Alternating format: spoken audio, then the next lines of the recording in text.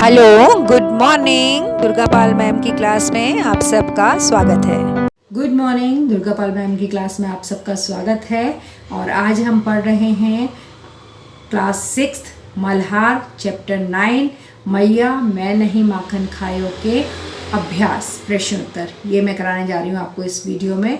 और पहला प्रश्न है पाठ से मेरी समझ से। नीचे दिए गए प्रश्नों का सटीक उत्तर कौन सा है उसके सामने स्टार यानी तारा बनाइए। पहला प्रश्न हमें दे रखा है मैं माखन कैसे खा सकता हूँ। इसके लिए श्री कृष्ण ने क्या तर्क दिया। तुम मुझे पराया समझती हो, मेरी माता तुम बहुत भोली हो, मुझे ये लाठी कंबल नहीं चाहिए, मेरे छोटे छोटे हाथ छीके तक कैसे जा सकते हैं। तो कौन सा सही उत्तर है। चौथा ऑप्शन बिल्कुल सही है कि मेरे छोटे छोटे हाथ छीके तक कैसे जा सकते हैं। दूसरा प्रश्न है श्री कृष्ण माँ के आने से पहले क्या कर रहे थे। गाय चरा रहे थे, माखन खा रहे थे, मधुबन में भटक रहे थे या फिर मित्रों के साथ खेल रहे थे। तो इसका सही उत्तर है कि वो माखन खा रहे थे। अब इसका ख पाठ है कि अब अपने मित्रों के साथ चर्चा कीजिए कि और कारण बताइए कि आपने ये उत्तर क्यों चुने हैं। जो भी उत्तर अभी हमने दो चुने वो हमने क्यों चुने हैं। जो पहला उत्तर हमने चुना था कि मेरे हाथ बहुत छोटे हैं, वो हमने इसलिए चुना कि जब माँ यशोदा कृष्ण के मुंह पर माखन लगा हुआ देखती हैं और उन्हें डांटती हैं, तब कृष्ण ये बहाना बनाते हैं कि देखो आपने तो मक्खन बहुत ऊपर छीके पर रखा है, मैं वहाँ तक कैसे पहुँच पाऊँगा, मेरे तो हाथ बहुत छोटे हैं। दूसरा प्रश्न था कि उस समय क्या कर रहे थे कृष्ण। माँ के वहाँ आने से पहले कृष्ण क्या कर रहे थे। तो माँ के उस जगह पर पहुँचने से पहले कृष्ण माखन खा रहे थे। ये उत्तर इसलिए सही है क्योंकि जो ये पद शुरू हुआ है उसके शुरू में ही कृष्ण जी कहते हैं मैया मैं नहीं माखन खायो, यानी कि वो माखन खाने से इनकार कर रहे हैं। यहीं से बात शुरू हुई है। तो इसका मतलब वो पहले से माखन खा रहे थे, तभी तो उनके मुंह में माखन चिपका हुआ था। प्रश्न है मिलकर करें मिलान। पाठ में से चुनकर यहाँ कुछ शब्द दिए गए हैं, अपने समूह में इन पर चर्चा कीजिए और इन्हें इनके सही अर्थ या संदर्भ से मिलाइए। इसके लिए आप शब्दकोश, इंटरनेट या अपने शिक्षकों की सहायता ले सकते हैं। पहला है जसोदा। जसोदा का मिलान होगा चौथे नंबर के साथ। यशोदा श्री कृष्ण की माँ जिन्होंने श्री कृष्ण को पाला था। अगला है पहर। पहर होता है समय मापने की एक इकाई। 3 घंटे का एक पहर होता है, एक दिवस में 8 पहर होते हैं। तीसरा है लकुटी कामरिया। इसका मिलान होगा 8 के तीसरे का मिलान होगा नंबर 8 के साथ। लाठी और छोटा कंबल। मान्यता है कि श्री कृष्ण लकुटी कमरिया लेकर गाय चराने जाया करते थे। चौथा नंबर है बंसी वट। इसका मिलान होगा नंबर 2 के साथ। एक वट वृक्ष। मान्यता है कि श्री कृष्ण जब गाय चराया करते थे तब वे इसी वृक्ष के ऊपर चढ़कर बंसी की ध्वनि से गायों को पुकार कर उन्हें एकत्रित करते थे यानी इकट्ठा करते थे। 5वें नंबर पर दिया हुआ है मधुबन और इसका मिलान होगा 7 नंबर के साथ। मथुरा के पास यमुना के किनारे का एक वन। 6ठे नंबर पर हमें दे रखा है छीको। छीको का मिलान होगा 3 नंबर के साथ। गोल पात्र के आकार का रस्सियों का बुना हुआ जाल जो छत या ऊंची जगह से लटकाया जाता है ताकि उसमें रखी हुई खाने पीने की चीज़ों जैसे दूध दही आदि को कुत्ते बिल्ली आदि ना पा सके, तो उसको कहते हैं छीका। 7 नंबर पर है माता। इसका मिलान होगा 5 नंबर के साथ। जन्म देने वाली माता, जन्म देने वाली, उत्पन्न करने वाली जननी या माँ। 8 नंबर ग्वाल बाल। जिसका मिलान होगा 6 नंबर के साथ। गाय पालने वालों के बच्चे श्री कृष्ण के संगी साथी। यहाँ पर सारे मिलान करके मैंने आपको दे दिए हैं। पहला है यशोदा, जिसका मिलान हमने किया 4 के साथ। दूसरा है पहर और इसका मिलान हुआ है 1 नंबर के साथ। तीसरा है लखोटी कमरिया, इसका मिलान हुआ है 8 नंबर के साथ। चौथा है बंसी वट का मिलान हुआ है 2 नंबर के साथ। पांचवा है मधुबन का मिलान हुआ है 7 नंबर के साथ। छठा है छीके, जिसका मिलान हुआ 3 नंबर के साथ। सातवां है माता, जिसका मिलान हुआ है 5 नंबर के साथ। और आठवां है ग्वाल बाल, जिसका मिलान हुआ है 6 नंबर के साथ। मिलकर करें मिलान का मैंने यहाँ पर उत्तर भी लिख दिए हैं। 1 को 4 के साथ, 2 को 1 के साथ, 3 को 8 के साथ, 4 को 2 के साथ, 5 को 7 के साथ, 6 को 3 के साथ, 7 को 5 के साथ और 8 को 6 के साथ हमने मिलान किया है। अगला प्रश्न है पंक्तियों पर चर्चा।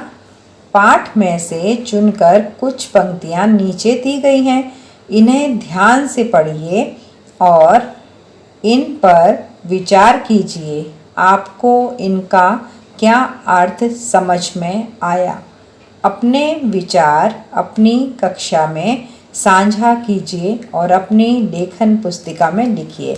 आपसे क्या कहा गया है कि जो नीचे पंक्तियां आपको दी हुई हैं, इन पंक्तियों को पढ़ो और इन पंक्तियों को पढ़ने से आपको इनका क्या अर्थ समझ में आ रहा है वो क्लास में बताना है आपको। तो पहली पंक्ति जो हमें दे रखी है वो है, भोर भयो गैयन के पाछे मधुबन मोहि पठायो। इसका अर्थ क्या समझ में आया आपको? अगर अच्छे से समझना चाहते हैं तो इसके व्याख्या वाली जो मैंने वीडियो बना रखी है वहाँ जाकर आप एक बार इसकी व्याख्या पढ़ लीजिए। आपको पूरी कविता की व्याख्या अच्छे से समझ में आ जाएगी।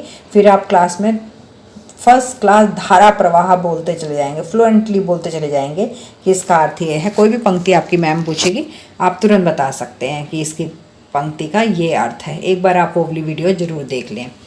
भोर भयो गैयन के पाछे मधुबन मोहि पठायो, इसका अर्थ है श्री कृष्ण माँ यशोदा को अपने बारे में सफाई देते हुए कह रहे हैं कि मैंने माखन नहीं खाया क्योंकि आपने तो मुझे सुबह ही गायों को चराने के लिए मधुबन भेज दिया था। अगली पंक्ति है, सूरदास तब बिहसी जसोदा लई उर कंठ लगायो। इसका क्या मतलब समझ में आया? पहले लिखा हुआ है सूरदास, इसका मतलब है कि ये पंक्तियाँ सूरदास ने लिखी हैं। तो हम इसके अर्थ में कहेंगे सूरदास जी कहते हैं कि माता यशोदा श्री कृष्ण की बातें सुनकर मुस्कुरा पड़ी और उन्हें अपने हृदय से लगाकर गले से लगा लिया। उर और कंठ दो चीज़ यहाँ दे रखी है। उर का मतलब होता है हृदय, दिल, और कंठ का मतलब होता है गला। तो उन्होंने अपने दिल से चिपकाया और गले से लगा लिया। अगला प्रश्न है सोच विचार के लिए। पाठ को एक बार फिर से पढ़िए और निम्नलिखित प्रश्नों के उत्तर ढूंढिए, अपनी लेखन पुस्तिका में लिखिए।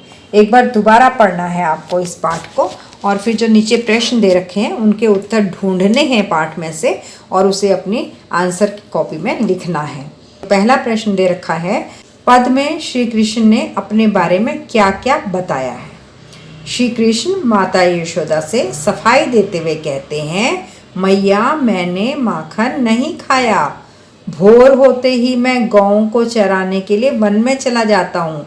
भोर यानी सुबह होते ही मैं वन में चला जाता हूँ। भोर का मतलब है सुबह। और शाम, सुबह से शाम तक वहीं रहता हूँ। घर तो मैं केवल शाम को ही लौटता हूँ। मैं तो अभी छोटा सा बालक हूँ, मेरे हाथ भी छोटे हैं। मेरे हाथ छीके तक कैसे पहुँच सकते हैं?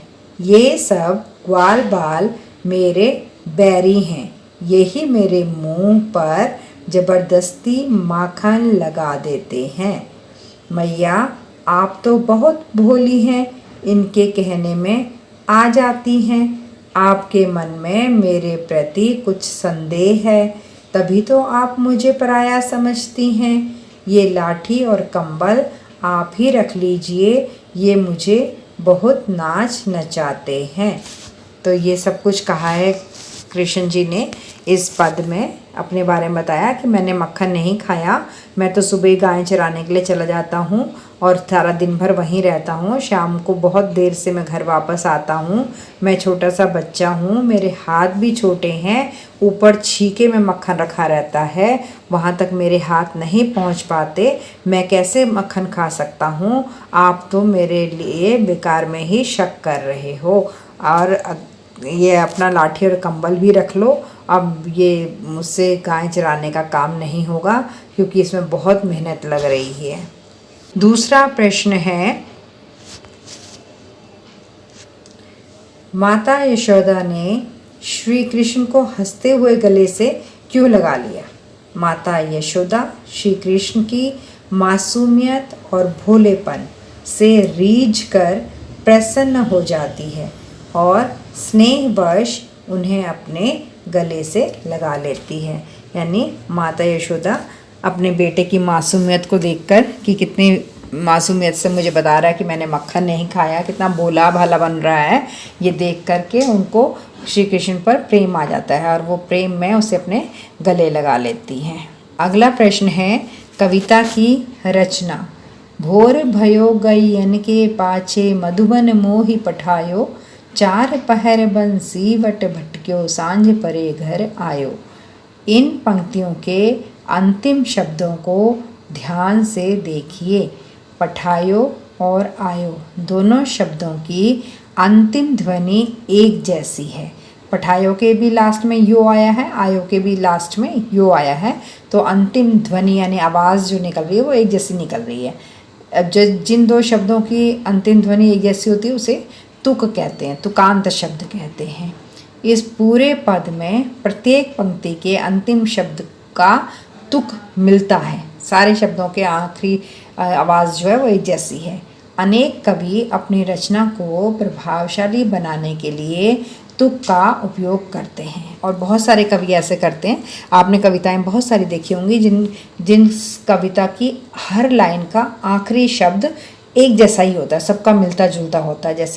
जैसे अगर एक लाइन के अंत में आयो है तो दूसरी लाइन के अंत में जायो होगा, तीसरी लाइन के अंत में खायो होगा, चौथी लाइन के अंत में गायो होगा, मतलब आखिरी शब्द एक जैसे मिलते हैं। बहुत सारे कवि ऐसा करते हैं।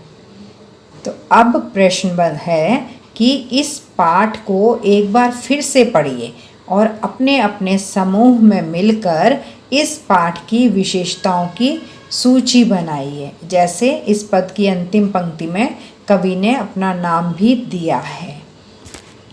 अब आपको क्या करना है कि कविता को एक बार फिर से पढ़ना है और फिर उसमें से विशेषताएं निकालनी है। क्या विशेष चीज़ें आपको दिखाई दे रही हैं? जैसे कि एक तो यही है, हर लाइन की आखिरी जो शब्द है वो मिलता जुलता है, और एक विशेषता ये है कि पूरी कविता की जो आखिरी लाइन है उसके शुरू में सूरदास लिखा हुआ है, कवि का नाम लिखा हुआ है। तो ये दो विशेषताएं तो हो गई। ऐसी और विशेषताएं आपको ढूंढनी हैं। दो विशेषताएं जो हमें दे रखी थी वो भी हमने ले ली हैं। पहला है तुकबंदी, हर पंक्ति के अंत में एक जैसी ध्वनि आती है। पठायो, आयो, पायो, लपटायो, पतियायो, जायो, नचायो, लगायो, हर पंक्ति के आखिर में ये वाले शब्द आए हैं। इससे पद गे कहते हैं जिसको हम गा सकते हैं और सुनने में मधुर बन जाता है। दूसरी विशेषता है कवि का नाम। अंतिम पंक्ति में कवि सूरदास ने स्वयं अपना नाम दिया है। सूरदास तब बिहसी जसोदा, ये लाइन है ना, कविता की आखिरी लाइन है ये, सूरदास तब बिहसी जसोदा। तो इसमें शुरू में ही सूरदास जी का नाम आ गया है।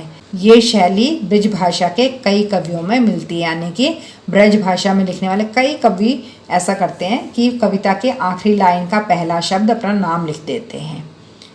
तीसरी विशेषता है इसकी संवाद शैली। श्री कृष्ण अपनी माँ से जैसे सफाई देते हैं ना, तो ऐसा लगता है जैसे सच में कोई बच्चा अपनी माँ को सफाई दे रहा है।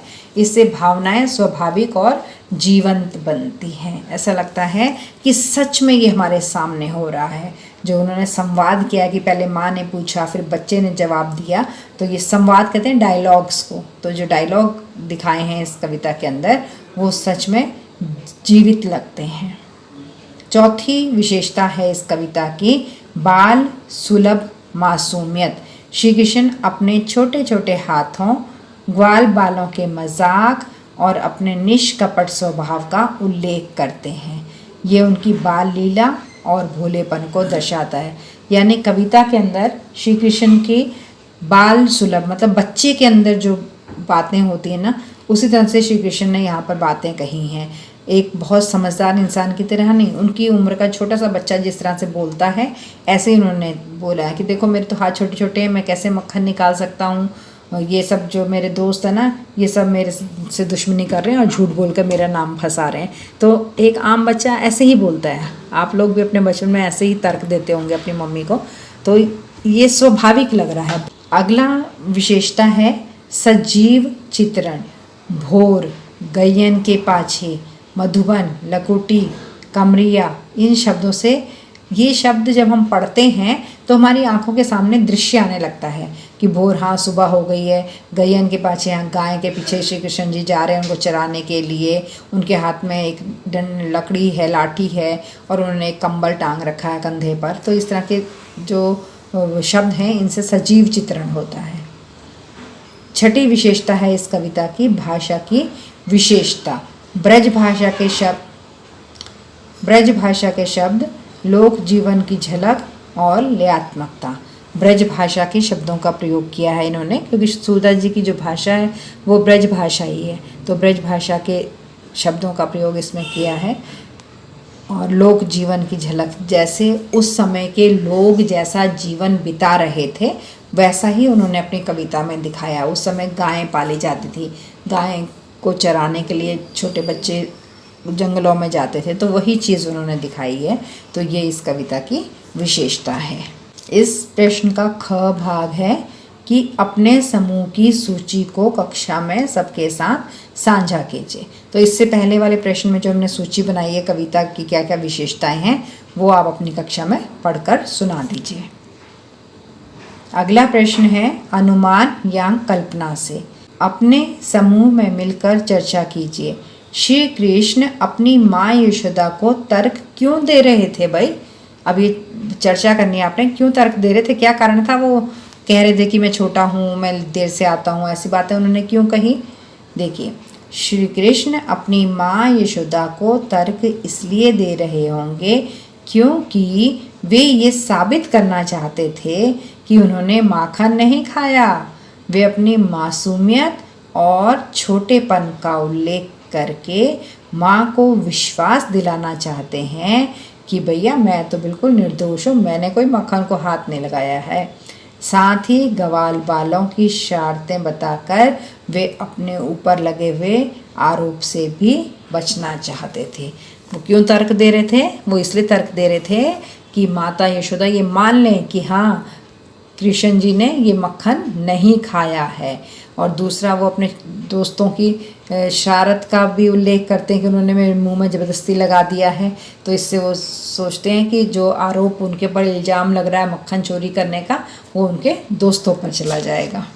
अब अगला प्रश्न है, जब माता यशोदा ने श्री कृष्ण को गले से लगा लिया तब क्या हुआ होगा? जब माता यशोदा ने श्री कृष्ण को गले से लगाया तो उनका सारा क्रोध शांत हो गया, है ना।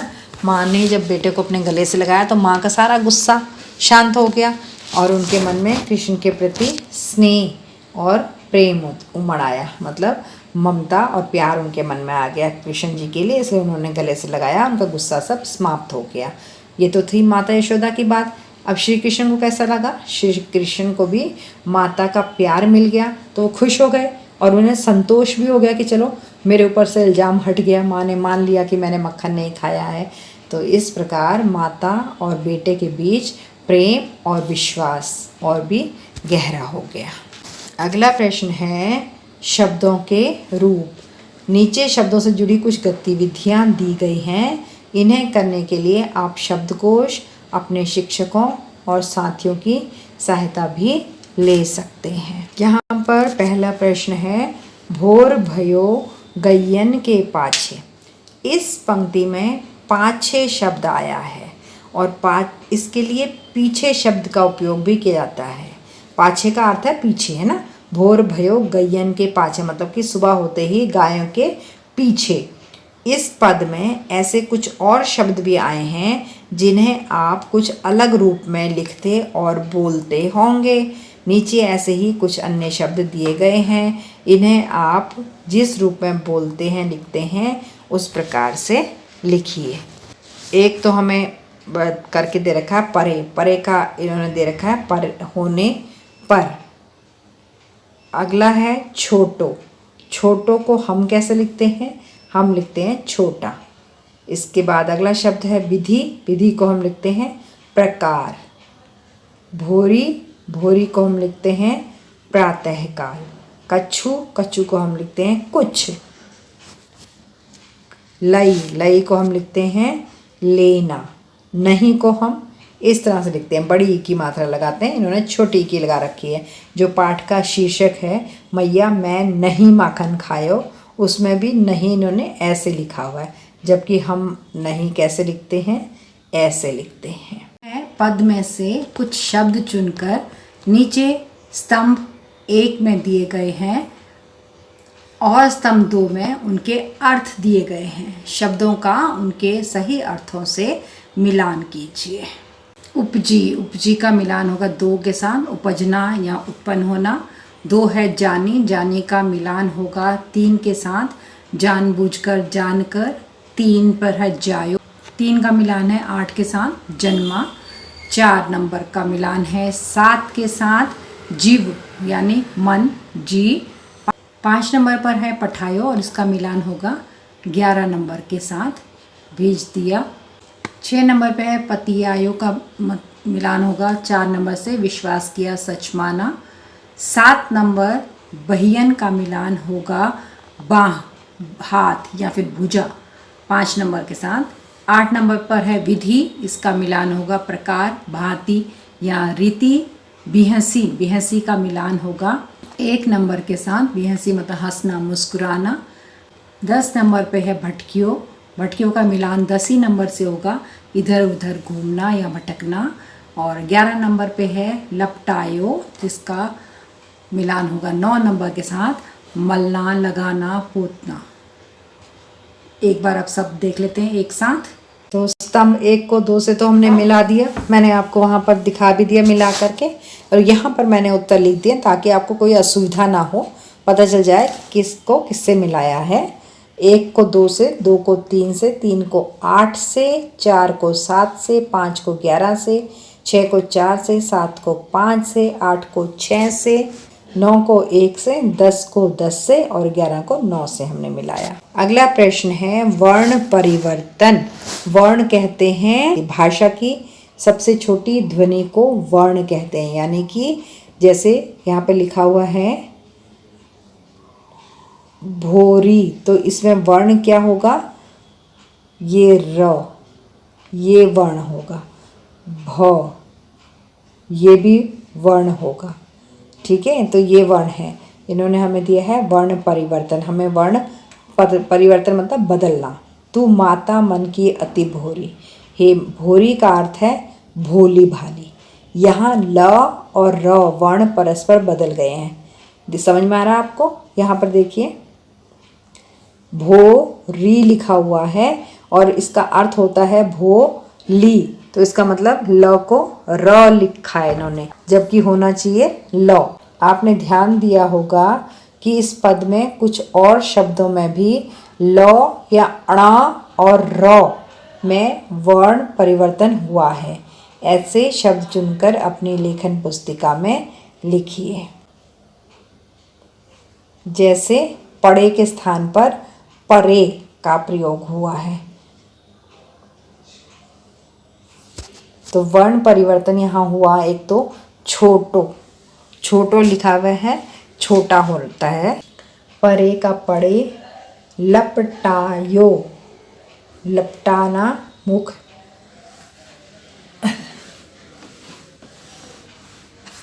नाच नचायो मतलब नाच नचाया।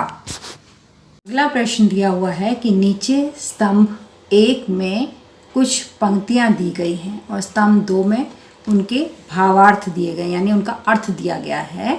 रेखा खींचकर सही मिलान करो कि कौन सी पंक्ति का कौन सा अर्थ है, ये मिलान करना है। पहला है भोर भयो गैयन के पाछे मधुबन मोही पठायो, इसका मिलान होगा नंबर 4 के साथ। सुबह होते ही मुझे गायों के पीछे मधुबन भेज दिया था। दूसरा है चार पहर बंसी बट भटक्यो सांझ परे घर आयो, 4 पहर में बंसी वट में भटकता रहा और शाम होने पर घर आया, तो 2 का मिलान है 5 के साथ। अगला है मैं बालक बहियन को छोटो छीको के ही विधि पायो, मैं छोटा बालक हूँ, मेरी बाहें छोटी हैं, मैं चीके तक कैसे पहुँच सकता हूँ।